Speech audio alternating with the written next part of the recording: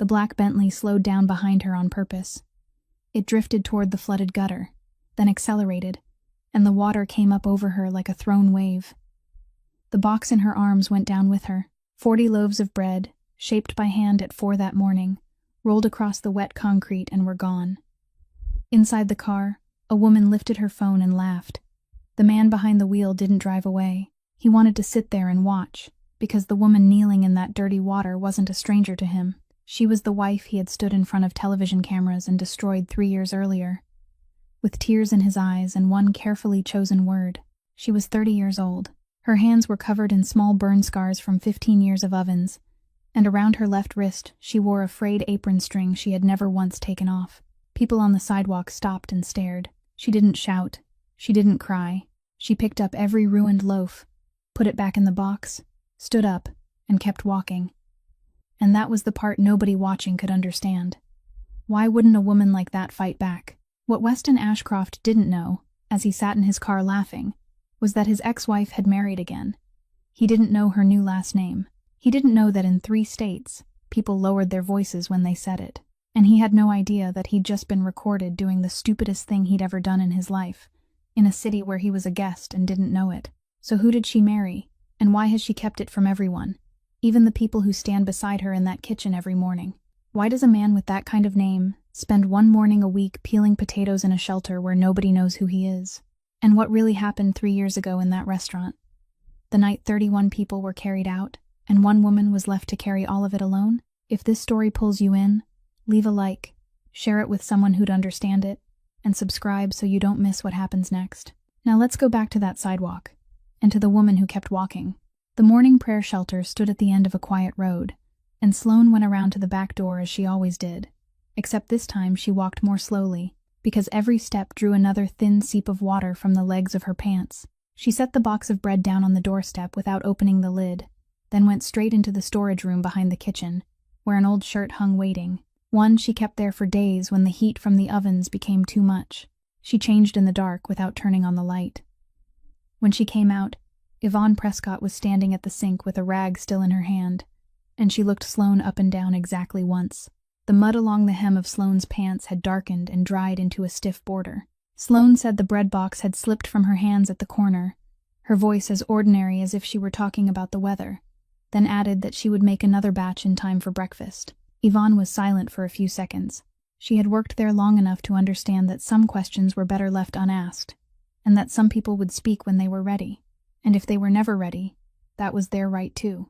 She only nodded, told her there was still yeast in the pantry, then turned back to her stack of dishes. Sloane set a pot of water on the stove. She took out the flour, the salt, and the yeast, and began the second batch of dough that day, as though the first had never existed. Warm water flowed into the flour. Her fingers pressed and smoothed against the wooden work table, and for a long while the kitchen held nothing but the soft thud of dough and the faint rising song of water beginning to boil. Then the door flew open, and Delaney Fisk came running in. 18 years old, her hair tied back in haste, a ration notebook still clutched in one hand. She asked 3 questions before she even stopped to breathe. Whether the bread would have honey that morning, why Sloane was making a new batch, and whether she needed help. And Sloane laughed, the first sound of laughter that had left her since she stepped through the back door.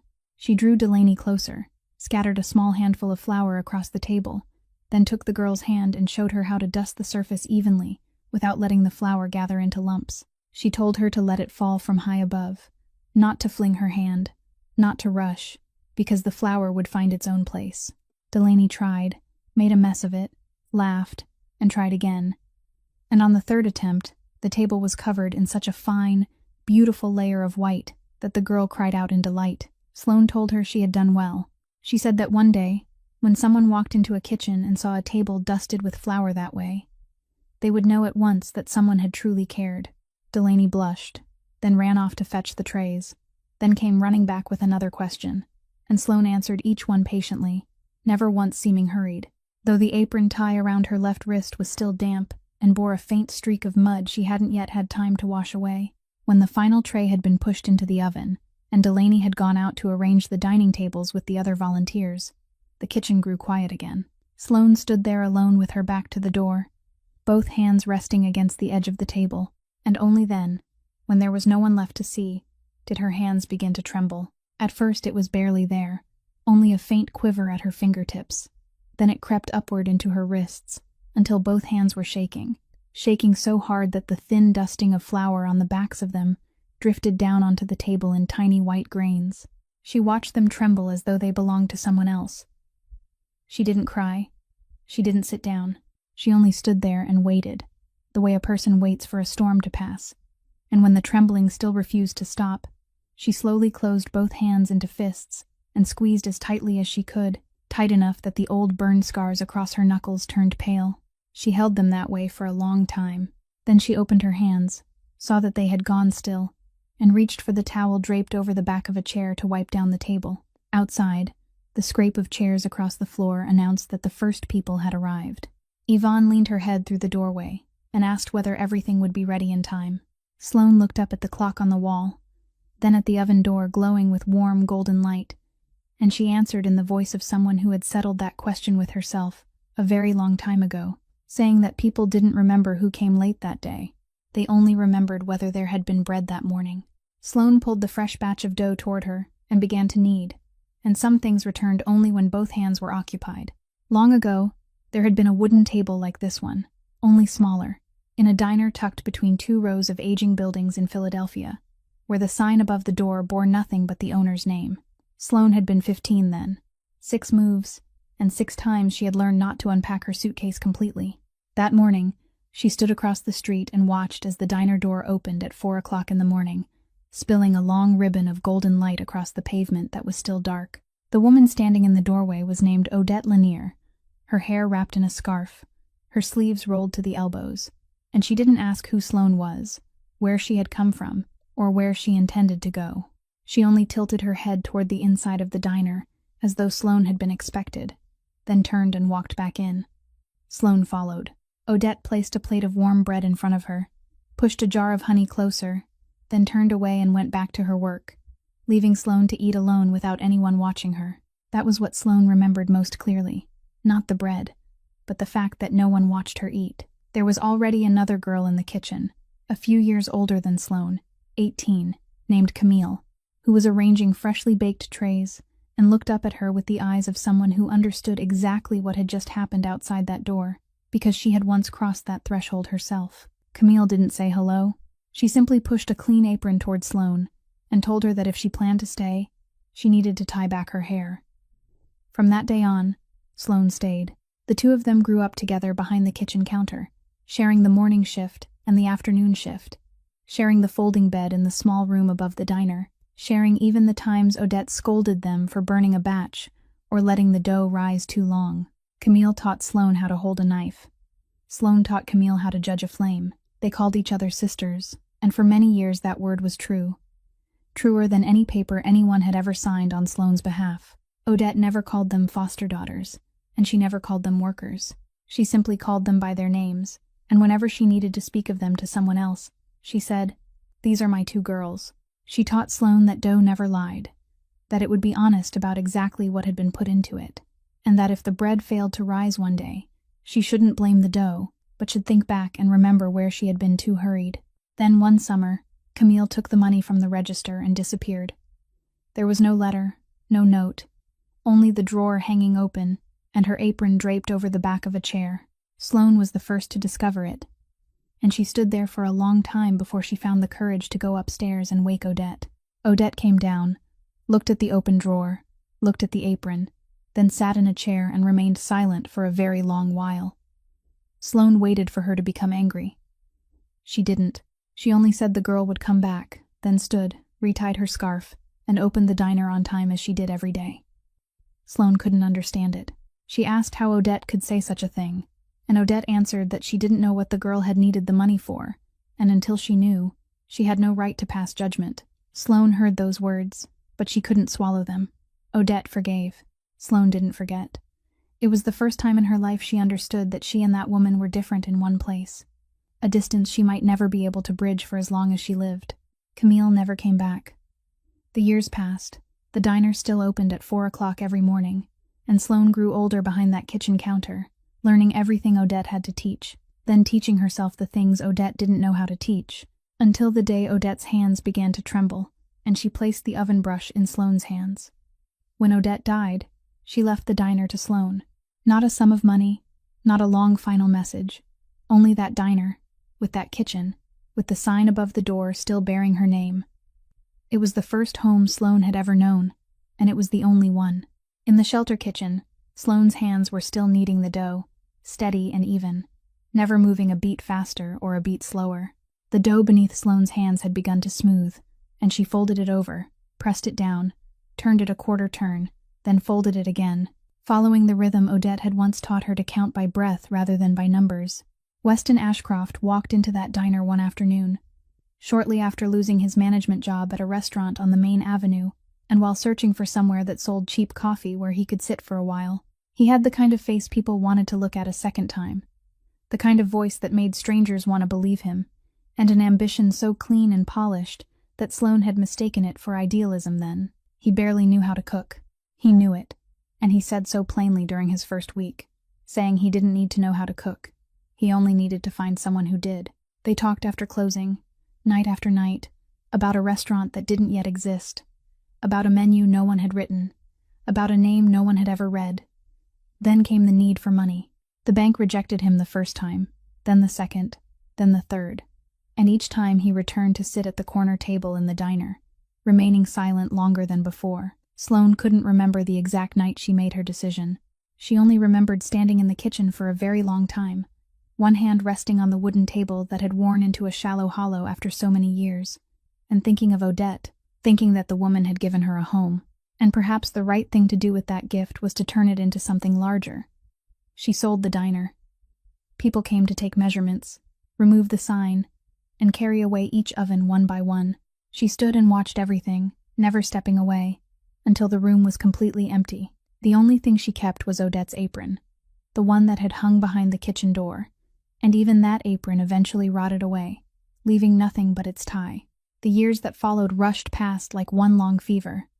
The restaurant opened, then filled with customers, then another opened, and then another, and every new opening meant Sloane slept a little less. She slept on the bench in the storeroom so many nights that the early morning delivery men became accustomed to knocking softly. She wrote down every recipe by hand, in cheap notebooks bought from a grocery store, recording every ratio, every temperature, every small trick known only to the person standing beside the oven. Weston memorized them. He sat across from her at the kitchen table, holding the notebook, reading each page over and over. Not so he could cook, but so he could tell the story. He practiced speaking about each dish as though it had emerged from his own memories, practiced where to pause, where to lower his voice, even the exact moment to place a hand against his chest while speaking of some imaginary grandmother who had passed the secret down to him. Once, Sloane heard him rehearsing in front of the mirror in the changing room, retelling the exact recipe she had written 3 nights earlier, and telling it so beautifully that for a single instant, even she almost believed him. She had laughed then. She had thought that was his gift, and that it was what he brought to their partnership. Then the money came, and money changed the order of everything. First came the photographs. They were taken for magazines, and Sloane was asked to stand a little farther back, then a little farther still, and the next time, she wasn't invited at all. Someone from the communications team explained to her in a very gentle voice that she didn't fit the brand image. She asked about it once, only once, and Weston told her that people needed one face, not 2. Then Camille came back. She entered the conference room under the title of communications consultant. Her hair cut differently, her walk changed, even the name on her badge altered by a single letter. Sloane was pouring water when she looked up. The two of them stared at each other across the length of the long table for no more than a few seconds. Neither nodded, neither spoke. In those few seconds, Sloane understood everything. She understood that Camille knew exactly who she was, knew exactly what had happened that summer, and knew that the only person in the world who had ever looked at her as a thief was standing right there, holding a pitcher of water. Camille smiled at the room and took her seat. Sloane set the pitcher on the table, and the lid made a sound softer than usual. In the shelter kitchen, her 2 hands folded the dough one final time, then covered it with a cloth. The peak season arrived earlier than it had in any previous year, and Sloane still took the night shift, still worked the ovens, still remained the last person to turn off the kitchen lights. She was pregnant. She told Weston one morning between 2 meetings, and he embraced her, smiled, said it was the best news of the year, then looked at his watch and left. After that, they didn't speak of it very often. The people in the kitchen knew. Some began carrying the heavier trays for her without being asked, while others pulled a chair closer to where she worked in case she wanted to sit down. And Sloane thanked every one of them and continued standing. She told them the peak season would last only a few weeks, that she would rest once it was over, that if she left the kitchen now, the entire operation would fall apart. She believed it. She had built that operation with her own hands, so she knew exactly where it was weak. Weston went to Miami that week with the communications team to film a series of features about his culinary inspirations. On the fourth night of that week, the kitchen was running at full capacity. The order bell rang without pause, and Sloane was standing at the head of the line when she placed one hand against the edge of the steel counter. She collapsed in the kitchen. A few days later, Weston came in carrying a bouquet of flowers. He set it down, sat on the edge of the bed, took her hand, and said he was sorry, but she knew it was peak season. Sloane didn't answer. She looked at the flowers, then out the window, and remained silent for the rest of that afternoon. She remained silent throughout the following week. She never spoke a word to anyone about what had happened. Not then, not many years later, and that silence closed like a door she would never open again. She returned to the kitchen sooner than anyone thought was reasonable. The sous chef in charge of the morning shift tried to stop her, told her she should stay home longer, and Sloane only shook her head, tied on her apron, and asked what was on the schedule that day. The life of the restaurant continued flowing forward, and within that current, two small decisions were made that almost no one paid attention to at the time. The first decision concerned the seafood supplier. The old company had delivered to them since the earliest days, and its prices were higher than the market average. But the shipments arrived on time. Every crate was kept at the proper temperature, and the delivery man was an older man who always opened each lid for Sloane to inspect before she signed for anything. Weston ended that contract during a meeting that lasted less than half a day. He presented a price comparison, pointed to the final figure, and said there was no reason to pay extra for a name. Sloane asked whether he had visited the new supplier's warehouse. He said someone else had already gone. The second decision seemed even smaller. The main kitchen's cold storage room had a temperature alarm, and its threshold was set rather tightly. So during peak service, when the door was opening and closing constantly, it sounded. It was shrill, persistent, and loud enough to reach the dining room. Customers had complained.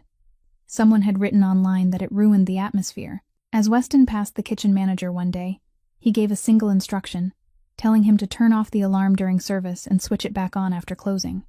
The manager nodded. No one recorded it in the meeting notes, because it wasn't the kind of thing people recorded in meeting notes. Sloane learned about it the following day. She found Weston in his office and told him the alarm wasn't there for decoration, that it was the only thing that would warn them before something had time to go wrong, and that if the noise was the problem, they should replace the alarm rather than turn it off. She spoke calmly and never raised her voice, because she had learned that raising her voice with him had never accomplished anything. Weston listened to every word. He waited until she had finished, rolled his pen once across the surface of the desk, then looked up and asked whether she remembered whose name was written on the sign outside the door. The question wasn't loud. It wasn't angry either. It was simply placed between them like something heavy, and Sloane understood that the conversation had ended before she ever entered the room. She walked out, closed the door gently behind her, and returned to the kitchen. The peak season continued for several more weeks. That night began like every other weekend night, crowded with reservations, filled with the ringing of order bells and the clatter of pans, until the first server stepped into the kitchen and said that one table needed an ambulance, then a second table, then a third. In less than an hour, emergency vehicles filled the entire stretch of street outside. 31 diners were carried away, and the dining room went from noise to a kind of silence Sloane would never later be able to describe to anyone. She didn't panic. That was the strangest part, and it was also what people would later use against her. She stood in the middle of the kitchen and began giving orders, one sentence at a time, brief and clear, as though some part of her had been rehearsing for that moment for 20 years without her ever knowing it. She shut down the entire line. She had the dining room doors sealed. She told the sous chef to take the table list and record exactly which dishes had left the kitchen and at what time. Then she went straight down to the cold storage room. She opened the door, looked inside, and understood in less time than it took to draw a breath. She ordered the entire shipment destroyed. Nothing kept. Not a single crate spared. She ordered the storage room scrubbed and disinfected that very night. Thoroughly. Completely. Until not 1 millimeter of surface remained untreated, because the next day that kitchen would still have to open for other people. Someone asked whether they should wait until morning. She said they couldn't wait. The kitchen crew worked through the night. Sloane worked beside them, her hands gloved, her hair tied back, and by the time dawn began to break, the cold room was clean enough to reflect the lights. She didn't go home. She sat on the back steps, removed her gloves, and for the first time in many hours allowed her hands to stretch open. Weston returned close to noon. He came with 2 men in suits whom Sloane had never seen before, and they went straight into the office and closed the door. Sloane wasn't called in. That afternoon, when she picked up the storage log to compare the delivery times, she saw that the page wasn't the same one she had signed the day before. The handwriting was still the same. The temperature column was still filled in. Only a few numbers had changed just enough to make the story flow in another direction. And the person who knew most clearly that they had changed was the one holding the book. She took it to Weston. He looked at the log, then at her, and said that perhaps she was tired, that everyone had been tired the night before, and that someone else would handle it. The health inspector arrived the following day. His name was Douglas Reiner. His hair was salt and pepper, and he carried a briefcase worn at the corners. He moved through the kitchen very slowly and asked very few questions. He asked Sloane about the cold storage room. She told him exactly what she had done. He nodded, wrote it down, then asked one more question, one she wouldn't understand until many years later, asking what had been preserved. She answered that nothing had been preserved. He asked no more. He signed the final report at the end of that week, and that report became the foundation for everything that followed. Then the television crews came, and the cameras needed only one face to point toward, and that face had been carefully rehearsed for years. The rest moved quickly, so quickly that Sloane couldn't remember the order. Lawsuits, investigations, meetings that dragged on inside windowless rooms, and finally, after one long season, the criminal case ended with forwards printed on the documents. Dismissed for insufficient evidence. Someone called to give her the news as though it were good news, and Sloane sat holding the phone long after the person on the other end had hung up. Those 4 words didn't say she was innocent. They only said that no one had found enough to charge her, and between those 2 things lay a space as wide as the rest of her life. The whole country read those 4 words. Not one person read them in a way that helped her. The divorce papers were signed one morning at the courthouse, and everything happened faster than Sloane had expected, because by then she had nothing left to dispute. She stepped into the hallway first, and Weston followed behind her, carrying his coat, looking like a man calculating whether he could still make his afternoon meeting. He called her name. She stopped. He said he knew what she was thinking, that she believed she had been wronged, and that he wanted to tell her one thing before the 2 of them no longer had any reason to speak to each other. He said, "You weren't wronged. You were simply the price that had to be paid. Every company has a price it must pay in exchange for something greater." Then he put on his coat and walked toward the elevator. Sloane remained in that hallway for a while longer, still holding the stack of papers she hadn't yet put into her bag. That winter, she lived in her old car, parked in the lot behind a supermarket, where the lights stayed on all night and the restrooms opened at 6 o'clock. She washed her face there, folded her blanket every morning, and kept the inside of the car clean. By the end of the season, she sold the car too, bought a ticket for an overnight bus, and left Philadelphia carrying one cloth bag. Savannah was a city with a slower rhythm, with tree-shaded streets and old iron gates, and no one there knew who she was. She found work washing dishes at a late-night diner, from 10 o'clock at night until 3 o'clock in the morning, paid in cash, with no questions asked about paperwork. The owner only needed to know that she worked quickly and didn't break anything. During the day, she slept for a few hours in a small rented room on the 2nd floor of an old house, then woke and walked to the morning prayer shelter. She went there the first time only to ask for a meal, and Yvonne Prescott, after watching her stand in line, asked whether she knew how to use an oven. Sloane said she did. From that day on, she cooked there without pay, without a contract, without her name appearing on any list. No one was allowed to hire her as a head chef anymore, but there was no law preventing a person from cooking for free for people who had nowhere else to eat.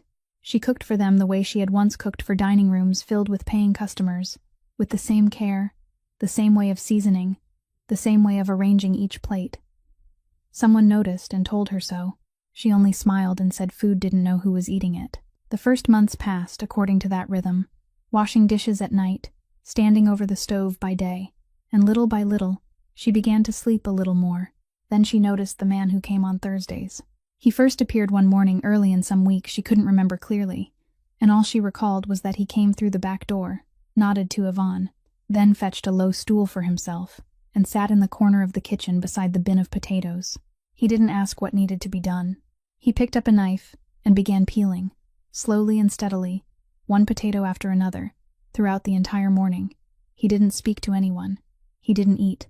At noon, he stood, washed the knife, returned the stool to the exact place where he had found it, and left.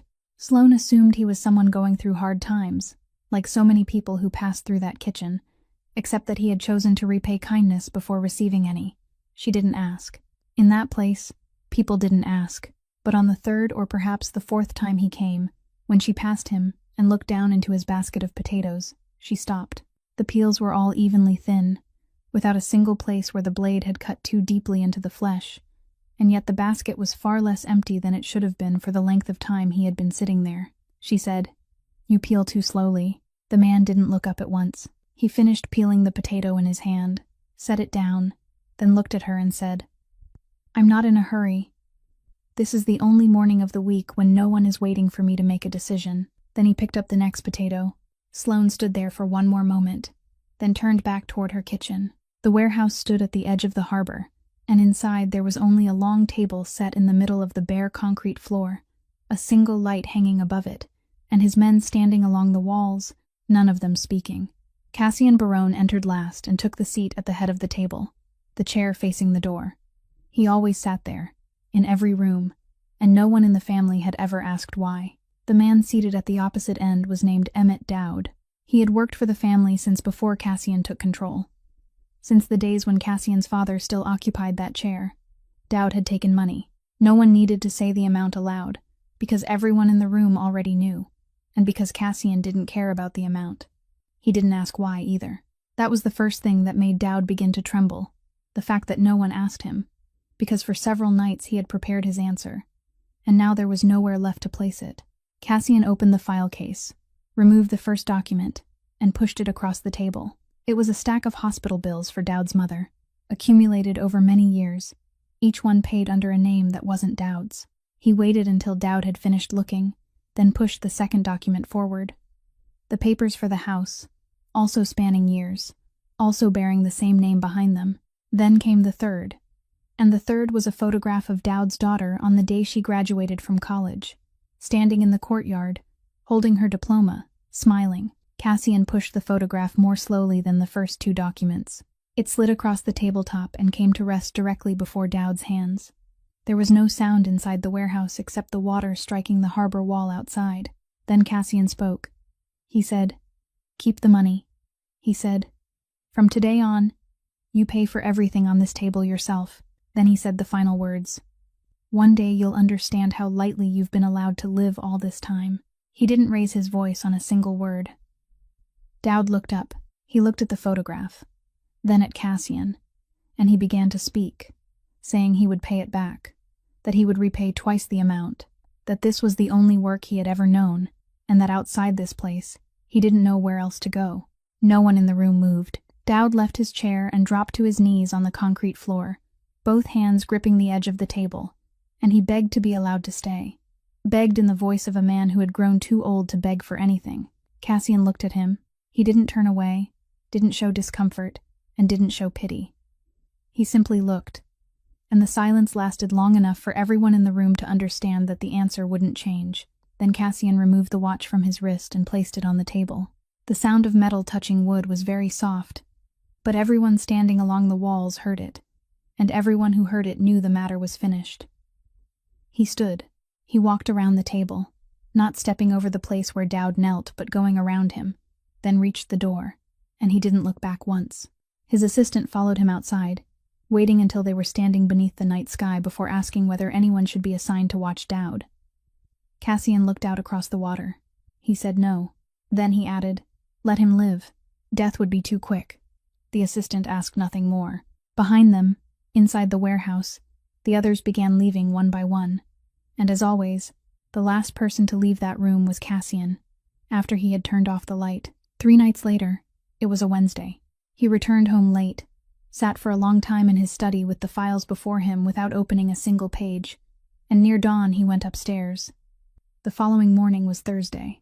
He rose early, drove himself, brought no one with him, and passed through the still quiet streets of Savannah until he reached the end of a peaceful road where there stood a shelter called Morning Prayer. He entered through the back door, nodded to the woman standing at the sink, pulled a low stool from the corner of the kitchen, sat beside the bin of potatoes, and picked up a knife. After that brief conversation beside the basket of potatoes, Sloane began setting aside a meal for him. She didn't ask first, and didn't say anything. She simply prepared a separate plate while serving lunch to everyone else, covered it, placed it on the table near where he sat, then turned away to do something else. That afternoon, while emptying the kitchen trash, she found her plate. The food was untouched, not a single bite taken, and the plate had merely been turned upside down to keep things tidy. She stood looking at it for a while, then tied the trash bag shut. The following Thursday, she left another plate. Again, she found it in the trash. She didn't ask. She wasn't angry either. People came to that place for all kinds of reasons. No one had the right to demand an explanation for. And she had lived long enough to understand that some people refused a meal, not because they thought poorly of it, so she left another the next week. Then again the week after that. He still arrived every Thursday morning, still pulled the low stool from the corner, still peeled one potato after another, at the pace of a man with nothing chasing him, and still didn't eat. Yvonne had noticed long before, but she said nothing. Only once, as she passed Sloane covering the plate, did she let out a very quiet breath. By the 14th week, Sloane did something different. That day, she made a simple stew, the kind Odette used to cook when the weather turned, and once the kitchen had emptied, she filled 2 plates instead of 1. She carried both to the corner of the kitchen. She placed one before him as she always did, then set the second across from it, pulled out a chair, and sat down. He looked up. Sloane didn't look at him. She picked up her fork, took a bite from her own plate, and ate. Then she took a second bite. She ate slowly, without speaking, her eyes lowered to the table, as though she and her lunch were the only things in the kitchen. He didn't move. He sat there with the knife still in his hand, watching her for a very long time, long enough that anyone else in the kitchen would have found it strange. Sloane took a third bite, then she set down her fork, raised her eyes, and looked directly at him for the first time since sitting down. She didn't say a word. Neither did he. After a while, he placed the knife on the edge of the basket, wiped his hands on the towel hanging nearby, pulled the plate closer, and picked up the fork. He ate everything, not quickly, not slowly, and without offering a single comment about the food. When he finished, he stood, carried the plate to the sink, washed it himself, then set it upside down on the rack. Sloane remained where she was. She watched his back as he walked out through the rear door, and she sat there for a long while after it had closed. From that day on, he ate every Thursday. It became part of the morning, like the crackling of the oven or the sound of a broom sweeping the porch, and no one at the shelter thought there was anything worth discussing. Then one day, while Yvonne struggled with a stack of paperwork at the small table in the hallway, she grumbled about having to complete the quarterly funding report, and called out that at least only one organization had supported the place all these years, which made the paperwork less complicated. Sloane asked which one. Without looking up, Yvonne answered that it was Barone Group, that it had been funding the shelter long before Sloane ever arrived, and that for the past several years, the person signing the checks had been the same man who sat there peeling potatoes. Sloane was holding a stack of plates. She set them down on the table very gently, then walked out to the porch and stood there. She had heard that name in Savannah. She had heard it at the late-night diner where she washed dishes, heard the way the men at the last table lowered their voices when they spoke it, and heard the brief silence that followed. She wasn't curious. She was afraid. She had already been destroyed once for standing beside the wrong person, and she didn't have the strength to do it again. That afternoon, she told Yvonne that perhaps she should leave. Yvonne hadn't yet answered when he appeared in the kitchen doorway with his coat in his hand, and he said, "You know what I do now, so be afraid. I don't blame you, but I'll still be here next Thursday." Sloane didn't leave. She stayed, and several weeks later, she accepted when he invited her to dinner, not because she was no longer afraid, but because she wanted to see with her own eyes the thing she feared. The restaurant stood on a narrow street, with a heavy wooden door, warm golden light inside, and voices kept at just the right volume. The manager recognized him before he had even entered and came out to greet him, and Sloane noticed that both of the man's hands trembled as he pulled out the chair. He addressed Cassian by a title she had never heard anyone use for a living man, then stepped back half a pace, only to move forward again and ask whether they would prefer a quieter table. Cassian said this table was fine. The meal passed normally for a while, until a man at the table behind them began raising his voice at his wife. At first, he wasn't very loud, but his voice grew louder, while the woman sitting across from him only lowered her eyes to her plate. Sloane turned to look. Cassian didn't. He remained in the same position, facing the door as he always did, and he did only one thing. He folded the napkin that had been resting on his lap and placed it at the edge of the table. No one called anyone. No one approached his table. A few minutes later, 2 men in coats appeared beside the table behind them, said something very brief, and the other man rose, his face drained of color, allowing them to escort him outside. The manager went to the woman's table and told her that the bill had been paid and that a car was waiting outside if she wished to go home alone. No one raised their voice. No one touched anyone. Sloane later learned that from that evening on, the man could no longer reserve a table at any restaurant in the city, and no ban had ever been issued. Every place was simply full. She sat there with her hands still resting on the table, and understood something that sent a chill along her spine. The man sitting across from her didn't even need to give an order. He only had to change his posture. She asked whether he was ever afraid of himself. Cassian looked at her for a while, then said, "Every day, and that's why I only go there on Thursdays." Then he continued, and it was the first time he had ever said more than 3 sentences to her at once. He told her that many years earlier, his father had died in the family kitchen, in the middle of dinner, and Cassian had been there. That was all he said about what had happened. He didn't add another word. Then he spoke about what came afterward. He said that very night, he had taken that chair, and by morning, he had become the man who had to decide everything, even though he had never wanted the chair and no one had ever asked whether he did. He said that for many years afterward, he couldn't eat anything unless he had prepared part of it with his own hands. It wasn't because he believed someone was waiting for him somewhere. It was simply that whenever he lifted a fork, his hand stopped, and he couldn't overcome that moment of hesitation. He had tried. He tried at home, tried in restaurants, tried with people he knew, and every time it was the same, so he stopped trying. He told her this in the voice of a man reporting the weather, and Sloane sat in silence while one image after another rose in her mind. The plates she had covered and set on the table near where he sat, the plates she had lifted from the trash without saying a word, week after week, and she understood that through all that time, he hadn't looked down on her food for even a second. She asked why he had eaten that week. Cassian was silent for a long while, then he said, "Because you sat down first." On the way out to the car, his lawyer was waiting at the curb with a stack of papers that needed to be signed immediately, a middle-aged man named Beckett Moss, and while he waited for Cassian to sign them, Beckett glanced toward the restaurant and said to Sloane, as though explaining a household rule to someone new, that the Barone family never threatened anyone. The Barone family only gave one warning. The invitation came on a Thursday morning, and it didn't come from Cassian, but from his grandmother. She sent word through him that she wanted someone to cook with her that Sunday, and that she was old now and didn't like repeating an invitation twice. Sloane went. The house stood hidden behind a row of trees, older than she had imagined, and the woman who opened the door was a small, stooped old lady named Rosaria Barone. She didn't ask what Sloane did for a living, didn't ask where she had come from, didn't ask any of the things people usually asked when meeting someone for the first time. She simply led her into the kitchen, pointed to the sink in the corner, then stepped back and watched. Sloane rolled up her sleeves, turned on the faucet, and washed her hands the way Odette had taught her when she was 15, cleaning carefully beneath every nail, then drying them completely before touching anything.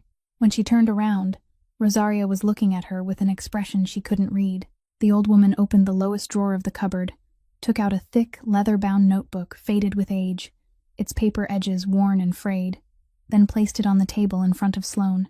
She said it was the book of this family, and before that day it had never rested in the hands of anyone who didn't bear the name Barone. Sloane said she couldn't accept it. She said perhaps Rosaria didn't know everything about her, that if she searched Sloane's name, she would find a great deal to read, and she said it while looking down at the table. Rosaria pulled out a chair and sat, letting out the breath of someone whose hip no longer served her well, then said that her grandson had told her enough. But she had no need to know what the newspapers had written. She only needed to see how a person washed her hands before entering a kitchen. Then she pushed the notebook a little farther towards Sloane and told her to turn to the page marked by an oil stain, because that was the dish she made worst. That afternoon stretched on until evening. Cassian came home near dusk and stood in the doorway watching the two women in the kitchen, and neither of them turned to greet him. They were married at the end of the following spring, in the backyard of that house beneath trees that had grown full with leaves. Rosaria was there, Beckett Moss was there, Yvonne was there, and several members of the family were there, all of them together filling exactly 2 rows of chairs. There were no photographs, no announcement, not a single line printed anywhere. Sloane changed nothing. She still drove her old car, still woke before 4 o'clock, still went to the shelter every morning and baked bread for the people waiting in line outside on the porch. Cassian asked her once, only once, whether she wanted to stop working there, and she answered that it was the only place in the world where people needed her for exactly what she knew how to do. He never asked again. She refused everything else, too. Refused a driver, refused evenings filled with cameras, even refused to use her new name on any document where it wasn't legally required. In Savannah, people knew who Mrs. Barone was, but no one spoke of it, because that was the family's business. In Philadelphia, no one knew at all. The name Sloane Merrick remained fixed in people's memories in the form of the 4 words printed on those papers long ago, and in that memory, she was still somewhere far away, ruined and finished. 2 years passed that way. Then, at the beginning of that summer, the Marchmont Hotel in downtown Savannah began hanging banners welcoming the Southern Hospitality and Culinary Investment Conference, an annual gathering lasting several days, and bringing together most of the significant names in the industry along the East Coast. The hotel belonged to Barone Group. On that year's list was a restaurant chain from Philadelphia being offered for sale to an investment fund. And according to the published schedule, the conference was only where the 2 sides would meet, while the official signing ceremony would take place at that same hotel at the end of the season. Weston Ashcroft arrived in Savannah on the first day of the conference and stayed at the Marchmont, in a room high above the city with a view of the river, never once realizing who owned the building where he slept. He was there to offer his restaurant chain for sale to an investment fund, and during the first 2 days, everything unfolded exactly as he had hoped. People shook his hand. People remembered his name. Someone even mentioned an old interview he had given on camera, the one he often used to open every meeting. On the evening before the final day, he went down to the ground floor looking for somewhere to smoke, and accidentally entered the service corridor, a narrow passage leading to the rear entrance where deliveries were received every morning and every evening. He was about to turn back when he heard laughter.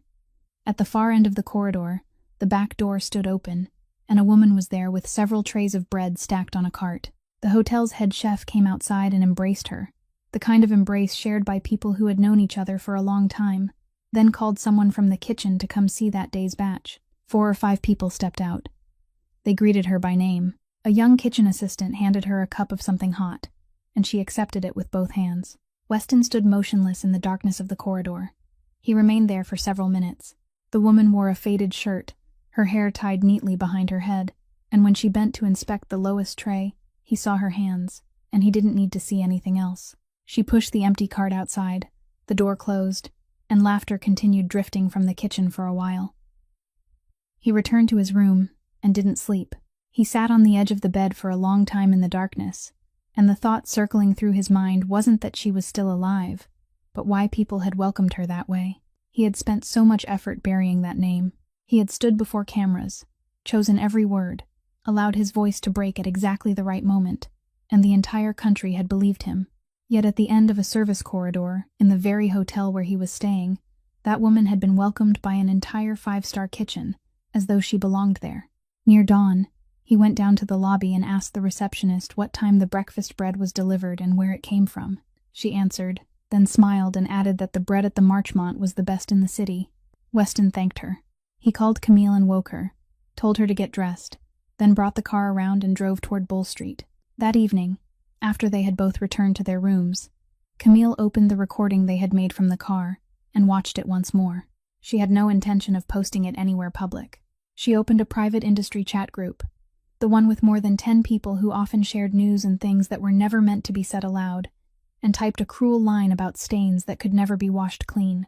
Her finger lingered above the screen longer than necessary, and in that moment, there was a diner door opening at 4 o'clock in the morning, and a woman pushing a plate of warm bread toward her without asking where she had come from. Then she pressed send. There was someone in that group who had once worked as a sous chef under Sloane many years earlier. Someone Camille had forgotten was there. He watched the recording 3 times, captured the screen, and released it publicly. The footage spread through the night, and by morning it was everywhere. But it didn't spread in the direction Camille had imagined. People didn't laugh. They asked who the woman was. They asked why she was picking the bread up. They counted the loaves scattered across the concrete and calculated for themselves how early someone would have needed to wake to bake that many. By noon, Weston's name appeared beneath the recording, and by afternoon, people had begun digging up the things he had said on camera 3 years earlier, placing the two side by side without adding any comment. In New Jersey, inside a room many hours by car from Savannah, a man watched the recording for the 4th time, paused at the frame showing the woman's face, then told the person beside him to print it. His family had spent years searching for an opening in the Barone family. Cassian watched the recording for the first time at around 10 o'clock that night, in his study, after his assistant sent it to him with exactly 1 line of text. He watched it all the way through without skipping or pausing. Then he watched it a 2nd time, then a 3rd. After the 3rd viewing, he placed the device face down on the desk and sat in silence. The house was very quiet then, with only the steady hum of the heating system's fan somewhere behind the walls. He didn't stand. He didn't strike anything. He simply sat there with both hands resting on the desk, and anyone who entered at that moment might have thought he was waiting for a call. Beckett Moss arrived before midnight, still wearing the clothes he had worn to dinner, his tie tucked into his coat pocket. He had watched the recording on the way there. He set down his briefcase, pulled out a chair, and didn't speak first. Cassian was the one who spoke. He said the man had a flight the following morning, and he said, "I don't want him getting on it." He used the same voice he used when asking whether the day's shipment had arrived on time. Beckett nodded once, took his phone from the inside pocket of his coat, unlocked it, and began searching for a number. Footsteps sounded on the staircase. Sloane stood there with one hand on the banister, and she had been standing there long enough to hear everything. She didn't ask what was happening. She came all the way down the stairs, walked past where her husband sat, went to Beckett's side, and placed her hand over the phone in his grasp. Beckett stopped. He looked toward Cassian. No one spoke for several seconds. Sloane didn't look at Beckett. She turned toward her husband and said in an ordinary voice, low and clear on every word, that if he did this, then tomorrow morning all of America would still believe she had poisoned 31 people. She said she would merely become the wife of a criminal instead of being the criminal herself, and to the people who had read those 4 words on the papers that day, the 2 things were the same. She said she didn't need the man to disappear. She needed him to open his mouth. She didn't cry. She didn't raise her voice at any point. She didn't remove her hand from the phone either. Cassian looked at her. He looked for a very long time. Long enough that Beckett began to feel the weight of the phone in his hand, and within that silence, many things passed through the room without being spoken. There was a warehouse at the harbor. There was a man kneeling on a concrete floor, begging to be allowed to stay. There was a dining table in the family kitchen many years before, and a son who had never wanted the chair at its head. Cassian had spent his entire life in a world where the only thing keeping everything upright was the certainty that once an order had been given, it couldn't be withdrawn, because the day people began to believe his commands could be negotiated was the day he would no longer be able to hold anyone in place. He understood that better than anyone in that house. He also knew that if he did as his wife asked, the 2 men waiting at the other end of the line would remember it for a very long time. The silence continued. Sloane didn't move her hand. At last, Cassian said one word to Beckett. "Cancel it." Beckett lowered the phone, locked the screen, and returned it to the inside pocket of his coat. He asked nothing more. He picked up his briefcase, nodded to both of them, then went out the door, and the sound of his car gradually faded along the road. Only the 2 of them remained in the room. Cassian rose from his chair. He said no one had ever made him reverse an order before. He didn't say it as an accusation or a warning, but simply as a man recording something that had happened for the first time. Sloane looked at him and said, "Then let me be the first." He didn't answer. He walked to the window and stood there, looking out at the dark yard. And when he turned back, he asked her only one question. Where do you want to begin? The following morning, Sloane still went to the shelter as she did every day, because she hadn't yet found an answer to her husband's question, and because there was always work to be done in a kitchen. Close to 9 o'clock, someone from the health department arrived for a routine inspection, something that happened several times a year, and Yvonne met her at the front door with the paperwork already prepared. The woman who entered the kitchen appeared to be in her late 30s, her hair tied low, carrying an inspection file and a tray of sampling tools in her arms. She read the duty roster posted on the wall, wrote down a few words, then looked up toward the oven. Sloane was opening the oven door to turn the trays of bread. The tray in the woman's hands fell onto the tiled floor. The sound made everyone in the kitchen turn around. She stood there with all the color drained from her face, her eyes fixed on Sloane, and the first thing that burst from her lips was a name, first and last, the name no one in that city had used for Sloane in 3 years. Yvonne reacted before she even understood what was happening. She turned to Delaney and told her to take the basket out to the porch and count the portions for her right now, using a voice that allowed no questions. Delaney looked around in confusion, then picked up the basket and went outside. The moment the door closed, the woman began speaking loudly. She said her name was Priya Vance, and she asked whether the people standing in that kitchen knew who they were cooking beside. She said that woman had killed her father. No one in the kitchen moved. Someone turned toward Sloane, waiting for her to say something. Just one thing. Sloane said nothing. Priya stepped 2 paces closer, both hands trembling, and her voice broke in the middle of the sentence. She asked, "Do you know what my father did for a living?" Then she answered her own question, saying that he had taught his entire life, that he had taught history, that he had continued teaching until the final year before his retirement, that he had never once made anyone wait for him, not a student, not a colleague, not even the newspaper vendor at the end of the street. She said he had only gone out to dinner to celebrate his birthday. She said no more than that, then stopped because she couldn't continue. Sloane remained still.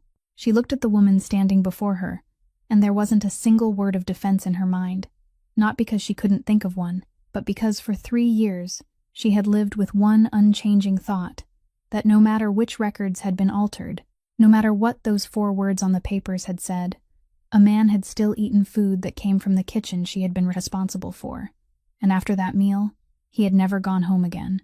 That thought needed no evidence. It was already inside her every morning when she opened the oven, and it was the reason she had never knocked on anyone's door to demand her name back. She reached behind herself, untied her apron, folded it, and placed it on the table. She told Yvonne that the bread trays needed to come out in 10 minutes. Then she walked through the back door. No one called after her. Outside, the sun had already climbed high. Delaney was sitting on the porch steps with the basket in her lap, looking up as though she were about to ask something, and Sloane only placed a hand on the girl's shoulder as she passed. She reached the parking area, opened the car door, sat behind the wheel, and closed the door. She didn't start the engine. She sat there with both hands resting on the steering wheel, staring straight ahead, and she remained that way for a very long time. The car was unbearably hot. She didn't lower the windows. Eventually, the phone in her pocket began to vibrate. She took it out and looked at the screen. It was an unfamiliar number with a Philadelphia area code. She didn't answer. It rang until the call ended. That afternoon, it rang again. That night, it rang several more times, the last call coming very late, and she let it ring until it stopped on its own. Priya Vance arrived home after dark, and she ate nothing. She went straight into the back room and pulled the cardboard box from beneath the cabinet, the box she had left untouched in that same place since the day she moved in. She did this with a very clear purpose. She wanted to find something more. A name. A point in time. A single line that would allow her to go to the department the following morning and demand that someone reconsider who was being permitted to work in the kitchen of a facility receiving public funding.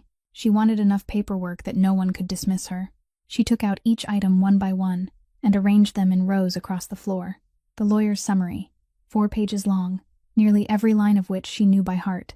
The correspondence, the copy of the lawsuit, and at the very bottom, a large brown envelope, still sealed, its upper edge never cut open. It was the complete case file. As a family member, she had always been entitled to receive it, and it had been sent to her very early on. She had carried it home and placed it beneath the cabinet. For 3 years, every time she moved, she had taken it with her to the next place, each time telling herself she would open it another day, and each time the thought of doing so made her feel as though someone were closing a hand around her chest. There are things people don't read not because they lack the right, but because they lack the strength. That night, she sat down on the floor, rested the envelope across her lap, and cut it open. She read slowly. She read one page after another, and there were places she had to read twice because her eyes had passed over the words without her mind taking them in. Then she reached the page containing the final conclusion. She read it once and didn't understand. She read it a second time, tracing each line with her finger.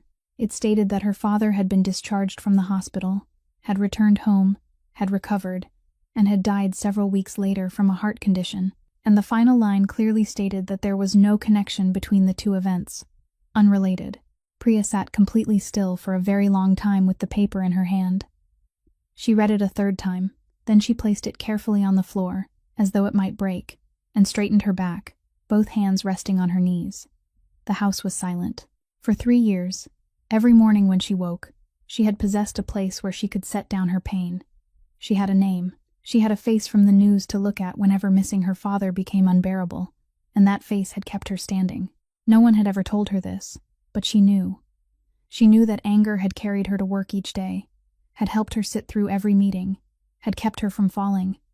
And now it was no longer there. That place was empty. Her father was still gone, and there was no one left for her to hate. He had simply passed away one afternoon, at home, because his heart had reached the end of its journey, and no one had caused it. Priya began to cry, and she cried in the way she hadn't allowed herself to cry 3 years earlier, because 3 years earlier she had been too busy searching for someone to hold responsible. She grieved for her father all over again, from the very beginning. She sat on the floor among the papers spread around her, and she remained there throughout the night. Dawn began to lighten the sky close to 4 o'clock. She stood, washed her face, gathered all the papers and returned them to the envelope, then drove away. The streets were still empty. The back entrance of the morning prayer shelter was lit, and Priya pushed open the door and stepped inside. There, alone in the kitchen, Sloane was kneading dough. No one knew how long she had been there, her apron tied around her as it was every day.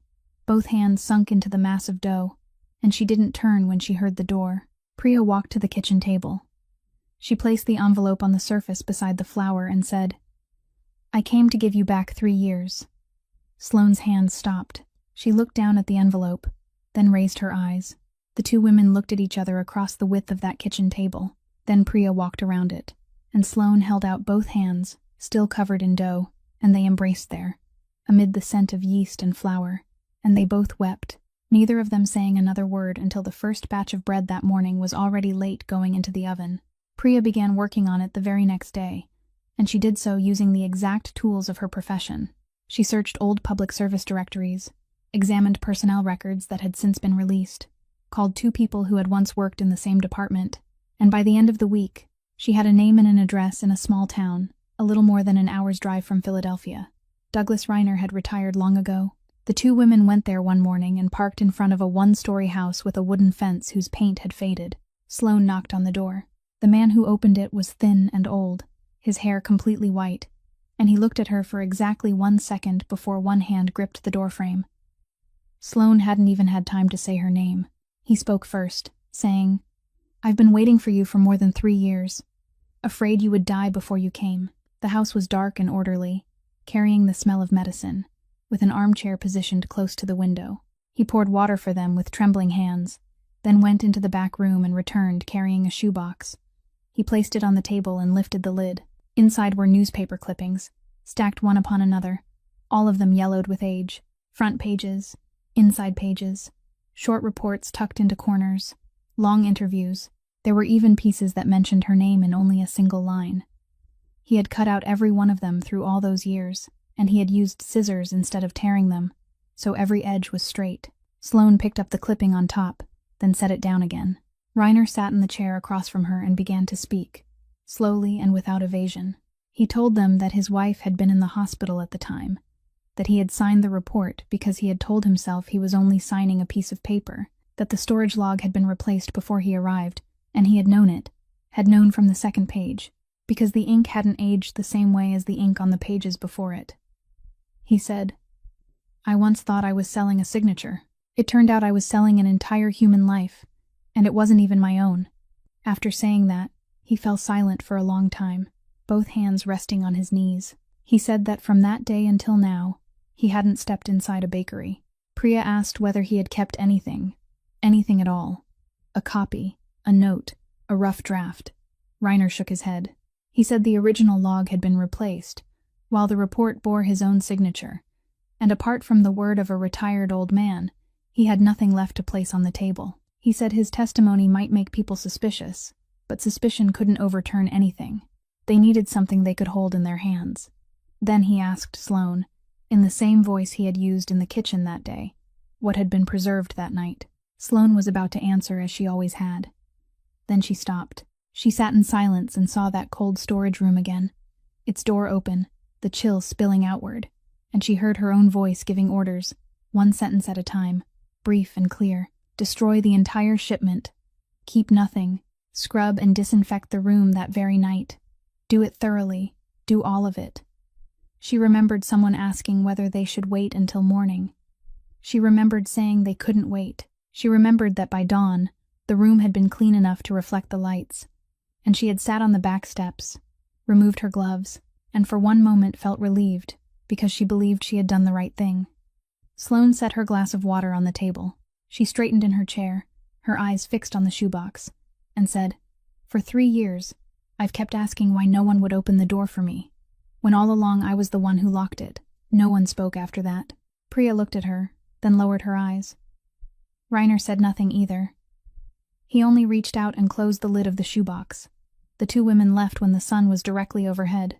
Reiner walked them as far as the front steps, standing there with one hand braced against the door, and when Sloane had reached the bottom step, he called after her. He said someone had come there before she did. Sloane turned around. He said, "He asked whether I had kept anything, and I told him no." Then he closed the door. When she returned home, Sloane pulled out the box of old papers she had brought with her from Philadelphia and hadn't opened once since moving there. She searched for copies of the reports, searched for documents bearing Reiner's signature, searched for anything that might fit into the empty space the old man had pointed out. She went through every file, setting aside anything that might be useful, and near the bottom of the box, tucked between 2 unrelated bills, she found a small piece of paper she had completely forgotten she still possessed. It was a copy of the check that had paid her legal fees back then. She had had no money. During the very week when the law office called to say they would stop working unless the remaining balance was paid, someone called again and told her that a legal aid fund had agreed to cover the cost. She had asked for the name of the fund. They told her the people behind it wished to remain anonymous. For 3 years, whenever she remembered it, she had thought of it as an act of kindness from somewhere far away, one of those accidents of life she would never be able to repay. Now she held the copy beneath the desk lamp, and in the lower right corner was a signature, Rosaria Barone. Sloane sat there for a very long time. For the first several minutes, she couldn't think of anything at all. Her mind was empty, filled only with the sound of the clock in the other room. Then everything began arranging itself, and it happened quickly, more quickly than she wanted. The shelter where Yvonne had asked whether she knew how to use an oven. The man who came through the back door one Thursday morning, fetched his own stool, picked up his own knife, and never asked anyone what needed to be done. He sat there all morning, week after week, while she believed he was someone going through hard times like so many others who passed through that kitchen. She remembered setting aside a meal for him, remembered lifting it from the trash, remembered leaving another, and remembered believing that she had been the one who began it all. She sat there and felt that thought close inside her chest like a door. Cassian returned late that night. He found her sitting at the table with the box of papers open before her and the small piece of paper lying in front of her. He didn't ask. He pulled out a chair, sat across from her, and waited. Sloane didn't raise her voice. She didn't push the paper toward him, didn't ask whether he had known, didn't ask why no one had told her for 3 years. She asked only one question. "If your grandmother hadn't told you to find me, would you ever have noticed me?" Cassian looked at her. He didn't turn away. He didn't reach across the table. He didn't take even a second to consider his answer, because in all the years they had spent beside each other, he had never once told her something untrue, and he didn't intend to begin that night. He said no. Sloane nodded. She nodded only once, very slightly, like someone receiving back an object she had entrusted to another person for safekeeping. Then she stood.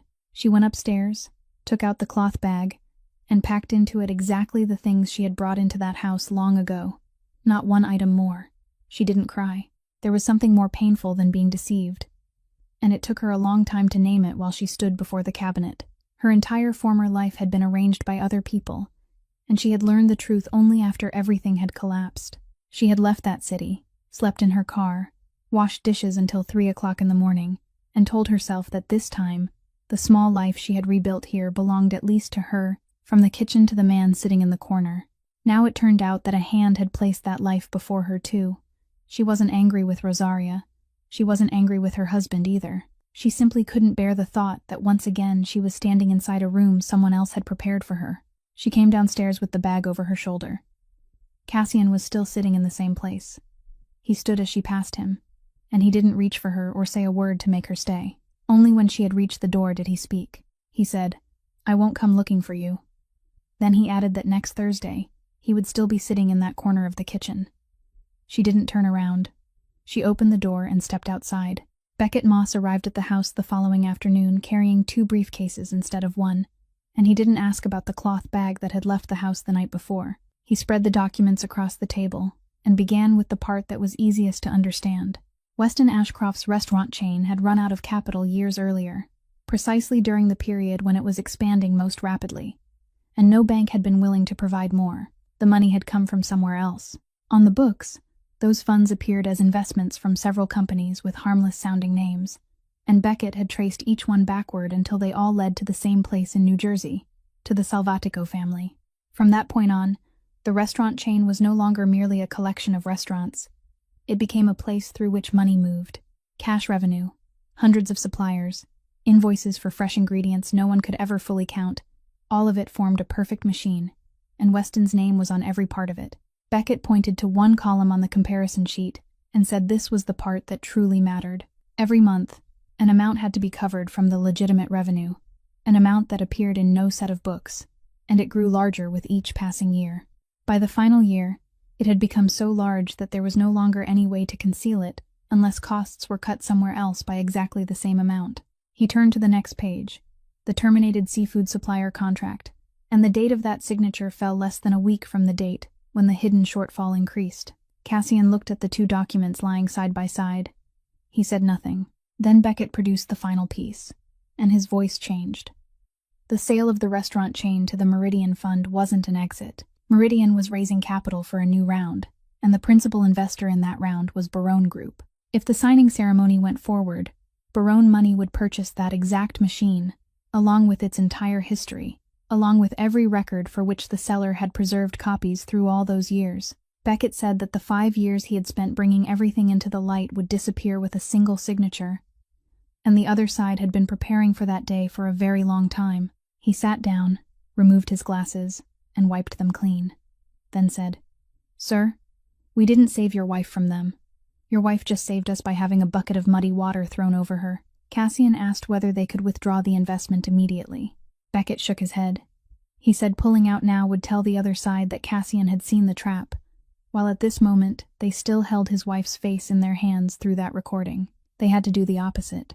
They had to deal with that first, then withdraw, and withdraw at the latest possible moment, so late that the seller would have no time to find another source of funding. Cassian stood and told Beckett to arrange a meeting. The meeting took place 3 nights later in a restaurant that had been closed since the afternoon. Every chair turned upside down on the tables except at 2 tables set apart from each other in the middle of the room. No one brought in a phone. No one brought in anything at all. The man seated at the other table was an old man with thinning hair, one hand resting on the head of a cane, and he spoke first, saying he had been waiting for this call since the recording began to spread. He said he didn't care about the man selling the restaurants, referred to him with a contemptuous word, then waved one hand and said that men like him spoke the loudest when everything was calm, and when trouble came, they spent the entire night calling people who no longer wanted to listen. Then he named his price. "Let go. Allow the signing to proceed as scheduled, and your wife will be left in peace." Cassian listened to everything. Then he placed a file on the table, pushed it across, and said it contained the harbor operating rights their two families had fought over since the previous generation. He said he was offering it as a way to bring the old matter to an end. The old man across from him looked at the file. He didn't reach for it. He left it lying untouched on the table until the silence had said everything that needed to be said, and Cassian understood that this had never been about business. He took the file back.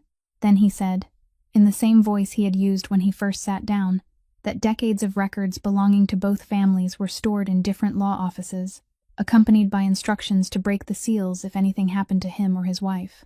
He said, I still have enough time to serve out my part. You don't. Then he stood, and he spoke his final words, saying that the Barone family gave only one warning, and this was it. He was the last person to leave the room, after turning off the lights. Sloane rented her old room again on the second floor of the house where she had once lived, and during those days she continued working, continued baking bread, except that she went to the shelter only on mornings that weren't Thursdays. Yvonne didn't ask. Priya called every evening. By the third week, on a night when she couldn't sleep, Sloane lay staring at the ceiling and realized that the thing she feared most, the thought that her life had once again been arranged by someone else, was exactly what she was now doing to herself, because she was allowing a 3-year-old piece of paper to make her decision for her. The following morning was Thursday. She rose early, drove there, and went around to the back door as she always had. She stood on the step for a while before pushing it open. Inside, the low stool had already been pulled from the corner, and Cassian was sitting beside the bin of potatoes, peeling slowly and steadily, one after another, exactly as he had said he would. He didn't look up when the door opened. He finished peeling the potato in his hand, set it down, and only then raised his eyes to her. Neither of them said anything. Sloane walked to the kitchen table, tied on her apron, and began the morning's batch of dough. That afternoon, she went to Rosaria's house. The old woman was sitting in the chair beside the window, and she pointed to the chair across from her before Sloane had time to speak. She said she knew Sloane had found the paper. Then she continued without evasion, saying that years ago she had read the newspapers, had seen Sloane's face printed there, and had remembered something from her own life when she first came to this country, something she didn't explain, saying only that no one had been willing to listen to her finish a single sentence. She said she had paid the law office, and had never intended for anyone to know. She said that later, when she heard Sloane had come to this city, she called her grandson into the kitchen, told him to find her, instructed him not to reveal who he was, not to give her money, only to make certain that she had enough to eat. Sloane sat in silence. Rosaria braced one hand against the arm of the chair, leaned forward, and said, I told him to find you. I didn't tell him to sit there for 3 months. I didn't tell him to wake before dawn every Thursday. And I certainly didn't tell him to fall in love with you. When she finished, she leaned back and told Sloane to pour her a glass of water. That evening, Sloane went home. Neither of them spoke about the 3 weeks that had just passed. She cooked dinner. They sat and ate. And she told him about the trip to the old man's house in the small town. Told him about the shoebox. Told him what the old man had called after her from the front steps. Cassian listened to everything. He didn't ask a single question. That night, after she had gone upstairs, he went down to his study and called Beckett. He ordered Barone Group's entire investment withdrawn from Meridian's funding round, signed every document that needed his signature, and the official notice was sent before dawn. The loss caused by withdrawing so late was so large that Beckett read the figure aloud twice over the phone, and Cassian only said that he had heard him clearly. He didn't tell his wife a word about it. The following morning was the day of the signing. The grand ballroom of the Marchmont Hotel was filled to capacity, with a stage, a large screen, and several cameras from local television stations broadcasting the closing session live. Weston Ashcroft walked onto the stage with the stride of a man who had been rehearsing his speech of thanks for days. He placed the document case on the table, opened the locks, turned to the final section, to the place where the investor's signed guarantee should have been. There was no guarantee there. There was only another page, newly printed and stamped with that day's date, a notice withdrawing the guarantee that had been delivered before sunrise. He read it. Then he read it again. The representative from Meridian rose from the front row, walked onto the stage, and said into the microphone that the principal investor had withdrawn its entire commitment. And under those circumstances, there was nothing left to sign that day. The ballroom erupted in noise, then fell silent. Weston asked for the name. He asked more loudly than necessary, asked again, and the representative lowered his eyes to the page in his hand and read it aloud. Barone Group. The entire ballroom was still stirring at the name that had just been read aloud when the doors at the far end opened. The person who entered wasn't anyone the people in that room had been expecting. It was a woman walking alone, wearing a faded shirt, her hair tied neatly back, a file case held against her chest, and she moved straight between the 2 rows of seats without looking to either side. Several paces behind her came another woman and an elderly man walking slowly, one hand resting on the backs of the chairs for support. The television cameras turned to follow them. Weston recognized her while she was still halfway across the room from the stage, and he stood there with the notice, withdrawing the guarantee still in his hand, unable to say anything at all. Sloane stepped onto the stage, placed the file case on the presiding table, and said into the microphone that she hadn't come to demand money. She had come to take back her name. Then she opened the case. She removed the first item, a sworn statement signed before a notary 2 days earlier by the health inspector who had signed the final report that year, in which he testified that the storage log had been replaced before he arrived, that he knew it when he signed, and who had paid him. She removed the second item, an accounting comparison prepared by the legal office of Barone Group, placing side by side the date the supplier contract had been terminated and the date the monthly off-the-books payment had increased, the 2 dates separated by less than 1 week. She removed the third item, the complete medical examination file of a man who had spent his life teaching, a file that for 3 years no one outside his family had ever read. She read each document one by one, slowly and clearly, without adding a single word of commentary. And she didn't repeat one word about what had happened that night. She didn't need to. There were people in that ballroom who had read every article about the case, and they needed only those 3 documents to understand what no one had been willing to see for 3 years. No one cleared their throat. The cameras never moved away from the stage. She added that copies of all 3 documents had been submitted to the State Health Board and to the federal investigative authorities early that morning, before the ceremony began, and she read out the receipt numbers. In the second row, Weston's attorney sprang to his feet. He began talking about jurisdiction, about how this wasn't the proper place to present such material, about procedure. In the last row, near the doors, a man stood. He said nothing. He only removed the watch from his wrist and placed it on the back of the chair in front of him. Few people in the room understood what that meant, but the attorney did, and he sat down, and he didn't open his mouth again for the rest of the proceedings. Priya Vance stepped onto the stage. She held the microphone with both hands and said, "I hated the wrong person for 3 years, and if anyone here is still blaming this woman, please listen to everything I have to say before you leave this room." Then she spoke about her father, about the work he had done, about how for 3 years she had possessed a name upon which to place her anger, and about the night she opened the brown envelope. When she reached that point, she had to stop for a while. No one in the ballroom stood to leave. Mr. Reiner, seated in the front row, gave his testimony as well, much more briefly, and the final thing he said was that he had once believed he was selling only a signature. The ceremony never resumed. Everything that followed was swift and cold. That afternoon, Cassian made exactly 1 call, to the person in charge of logistics for Barone Group, and he spoke for less than half a minute. No ban was issued, and no one called anyone else with instructions. It was simply that 2 days later, not a single truck arrived at the back doors of Weston Ashcroft's restaurants, and when his people called everywhere, every place was busy. Every place had just run out of stock. Every place told them to try again the following week. By the 3rd day, they had to close 2 restaurants because the kitchens were empty. The bank withdrew the line of credit at the end of that week, after the live broadcast from the Marchmont Ballroom had been replayed on 3 channels. The board held an emergency meeting at the beginning of the following week and removed him from his executive position, and they didn't allow him to finish his statement. Camille came to the shelter late one weekend afternoon, after most of the people had left the kitchen.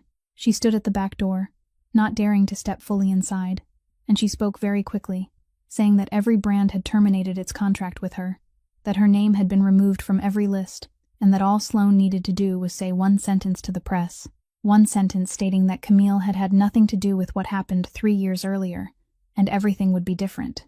Sloane wiped her hands on a towel and looked at her. She looked for a very long time, long enough that Camille had to lower her eyes to the floor. Then Sloane said that long ago, Odette had opened the door for both of them at 4 o'clock in the morning, and that today, she would still open the door if Camille was hungry. She could come inside and sit down, and Sloane would serve her a meal, but she wouldn't say a single word on Camille's behalf. She said there were some doors people had to walk through on their own. Camille remained there a little longer, then turned away, and Sloane didn't call her back. That fall, federal investigators opened a case into the network that had moved money through the restaurant chain, and Weston Ashcroft was the only person whose name appeared on every document. Not a single law office in Philadelphia agreed to defend him. Some said their schedules were full, others didn't respond at all, and everyone in the profession understood that taking the case would mean placing their own name beside another name in New Jersey. He would have to bear all of it. Sloane learned about it from a brief news report, which she read one morning between 2 batches of bread. 3 days later, she told Beckett Moss that she wanted to pay an out-of-state law firm, one good enough that no one would dare dismiss it, and she wanted the arrangement to carry no trace of her name. Beckett set down his cup of coffee. He objected, and he objected fiercely, saying that no one had ever done such a thing, that this was the man who had stood before the cameras 3 years earlier and spoken the word that destroyed her, and that if the truth came out, everything she had just reclaimed would be discussed in an entirely different way. He said he couldn't understand it. Cassian sat at the head of the table and listened to everything, and he asked his wife only one question. Why? Sloane didn't answer immediately. She sat down, placed both hands on the table, and said that she didn't forgive that man, that she had never forgiven him and probably never would. She said that 3 years earlier, an old woman she had never met had paid for her attorney, a complete stranger who owed her nothing. She said that for 3 years, she had thought of that gift as an act of kindness that had come from somewhere far away, and now she understood that if she merely accepted it and kept it for herself, it would forever remain the kindness of one person toward another. She said, "If I don't do the same thing for someone I have no desire to help, then her gift is only kindness. But if I do, it becomes a circle." Then she added one more sentence, more softly, saying that someone had once told her every company had to pay a price in exchange for something greater, and she didn't want to live according to that belief, not even when the person being made to pay was the man himself. Cassian said nothing more. He nodded to Beckett. The law firm accepted the case the following week, and it was only because an attorney was sitting beside him that Weston Ashcroft finally dared to open his mouth, finally dared to reveal the names he had been too afraid to speak for all those years, even when he was alone, and the case in New Jersey began from there. Sloane discovered the price her husband had paid entirely by accident one afternoon, when she passed his study and heard Beckett repeating the amount lost by withdrawing the investment so late to someone over the phone. She stood in the hallway and listened to everything. Cassian had never said a word to her about it. That evening, she didn't thank him. She went into the kitchen and cooked a simple stew, the kind Odette used to make when the weather turned, then filled 2 plates and carried them both to the table. She placed one in front of him and the other across from it, pulled out a chair, and sat down. He looked at her. She picked up her fork first. He ate every bite. A few days later, her phone rang in the morning, and Rosaria said a single sentence in Italian before hanging up, a sentence Sloane had to ask someone to translate, and it meant, "Now you are family." By winter, the free vocational baking class opened in the shelter kitchen for women who had just emerged from chapters of their lives they didn't wish to describe. 9 women attended the first session. Delaney stood at the head of the table, teaching them how to dust flour across the work surface, letting it fall from high above, not flinging their hands, not rushing. Priya brought coffee and stayed until the class ended. In one corner of the room, an older man quietly wiped the tables and arranged the chairs. No one introduced him, and he said nothing. Cassian sat in his usual place with the bin of potatoes beside him. On the small board hanging near the door, the name of the class had been written in chalk, a single word, Odette's. A person's honor can be taken away in a single evening, but it may take years to reclaim, so we must be careful about what we say of others when they aren't present to defend themselves.